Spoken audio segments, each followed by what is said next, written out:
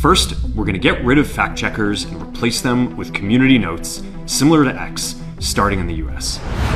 Hey, Mark Zuckerberg dismantled Meta's fact-checking program in the United States just days before Donald Trump begins his second term. Fact check. The same program that was set up to stop the spread of fake news and misinformation on platforms like Facebook and Instagram. In today's episode, I will tell you why Mark Zuckerberg made this choice and how he appears to be re-evaluating his worldview both politically and physically. I'm Manish Adhikary and you're watching First Things Fast.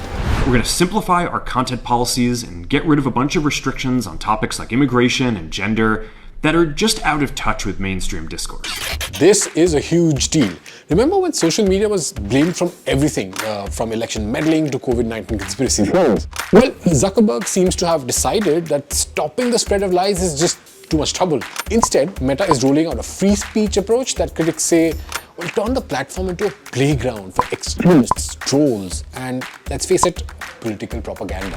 The recent elections also feel like a cultural tipping point towards once again prioritizing speech. Zuckerberg calls this a cultural tipping point inspired by Donald Trump's return to power. And boy, has Zuck done a complete 180 degrees on Trump. The man who once banned the former US president from Facebook after the Capitol riots is now closing up to him in ways that would make even the most seasoned politician blush. We're going to work with President Trump to push back on governments around the world. To understand Zuckerberg's latest move, you need to know how complicated his relationship with Trump has been. After the Capitol riots in January 2021, Zuckerberg made the bold move of banning Trump from Facebook and Instagram, citing his role in spreading hate and inciting violence. Facebook was a very limited use within this, and banning Trump from Facebook seems to be almost more symbolic at this point than necessarily beneficial. Trump was not amused. He called Facebook an enemy of the people and even said Zuckerberg should spend the rest of his life in prison. Fast forward to 2024 and Zuckerberg seems to have realized that keeping Trump happy might be better for business. In November, the Meta CEO dined with Trump at his Florida mansion. Meta followed that up by donating a cool $1 million to Trump's inauguration fund.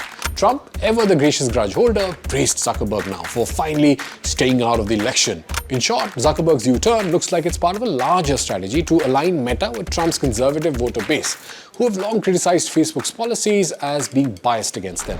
Fact-checkers have just been too politically biased and have destroyed more trust than they've created.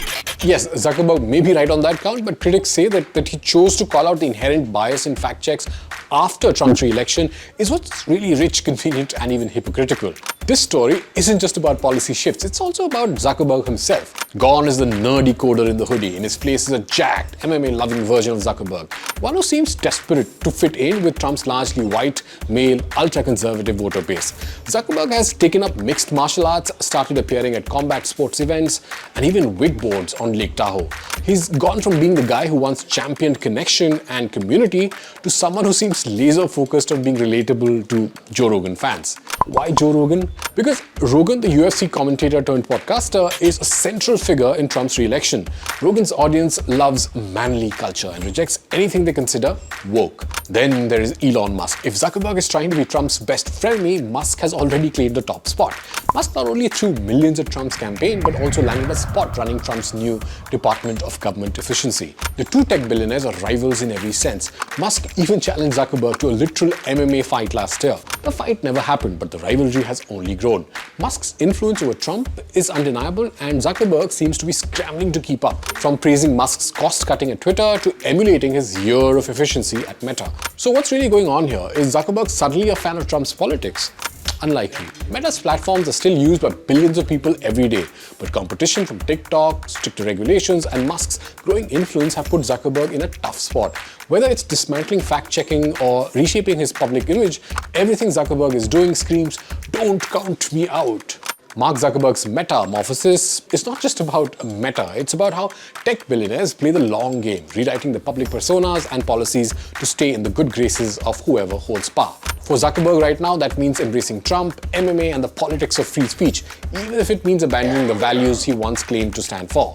In the world of big tech, survival clearly always trumps principles, or as Trump might put it, probably.